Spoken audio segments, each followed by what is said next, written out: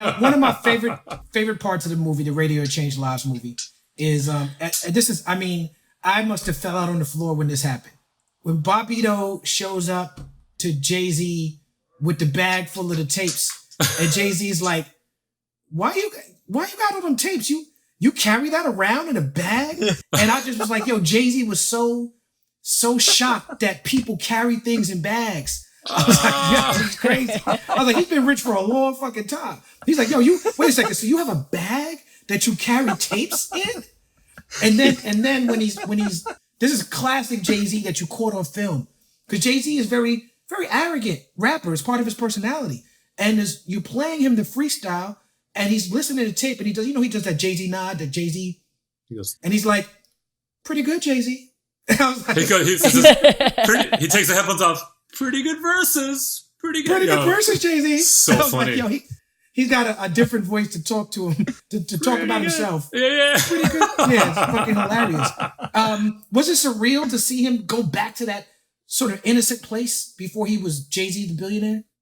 I mean, I think from a director standpoint, that moment exceeded all expectations because, to give you background, I mean, it took 18 months to book Jay to get him on camera, and that's exactly the amount of time that it took us to produce the film.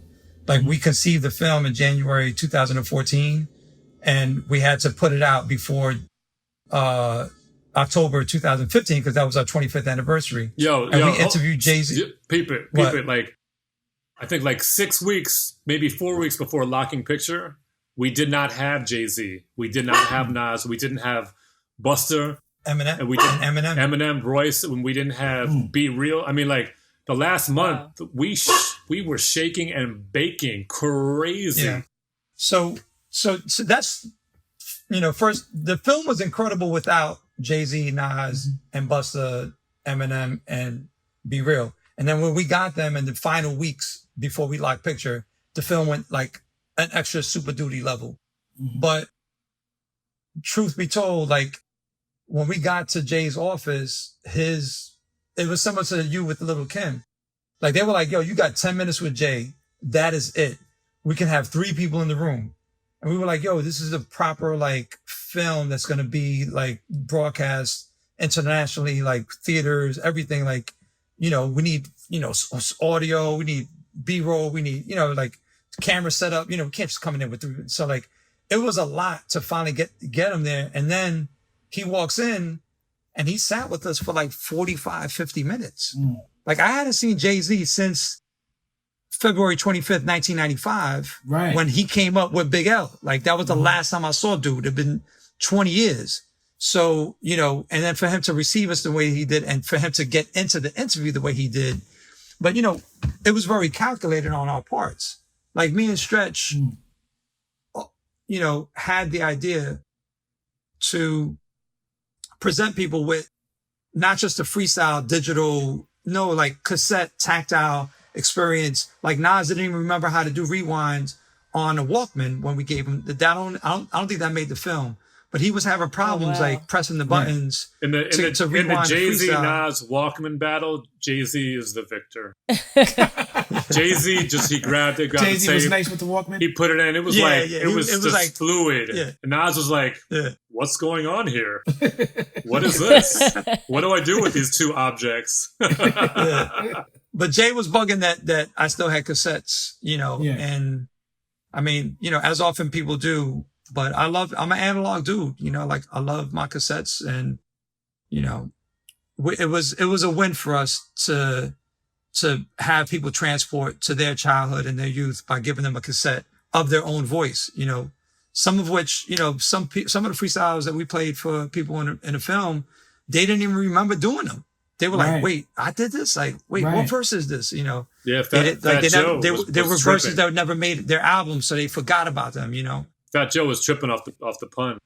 Yeah, Fat Joe started crying. He started crying. Yeah, he started crying. Yeah, yeah. I've heard that. It was incredible to see people. It's like getting into a time machine and going back into a moment when the craft just meant so much to them, and finally they got this opportunity to to do what they've been working so hard at for years and share that with the tri-state area. And to bring it forward to 2020, like when people hear what we did to these classic freestyles, like it's been unthinkable to hear these freestyles with different music underneath it. Yeah. It's like someone handed us Stevie Wonder Innovations multi-tracks, you know, and we're like, do whatever you want with them. It's like having the acapella version of Big L and Jay-Z. We also got music videos too. Like the same dude who was art director for Stretch and Bobbito, Radio That Changed Lives, and my last film, Rock Rubber 45s, directed and art directed the Big L Jay-Z music video as well as the Biggie video. And you want to really talk about surprises, like no one's really heard the Biggie freestyle from our radio show. We only did like a small excerpt in our film because of fair use laws, but we have officially licensed everything from the UPROXX family. We have the rights to it. And, you know, when it gets streamed, you know, like money will go into the UPROXX family's, you know, pockets. Y'all better pay Big Mama for using his lyrics. Pay Big Mama for using his lyrics. So it's wonderful for us to you know, to do this because like all the, you know, how many people have heard the Big L Jay-Z freestyle since it was released, and Big L's family has never received a penny for it. You know, I mean, it's pushed his name, and hopefully it's pushed his released material. But now it's like the Big L Jay-Z freestyle. The Big L's family will monetize that finally. Well, luckily, with the way streaming is set up, they'll make at least $500.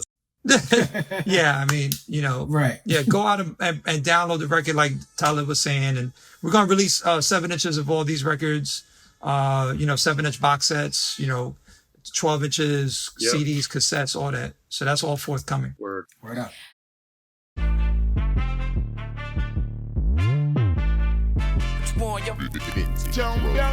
What we done started. Look at what we done started. This the people party. When opportunity knocking, then young nigga move that door. Whoa, get your foot stuck in it, call me young, go get it. They can't fuck with it, might as well roll with it. What's the word?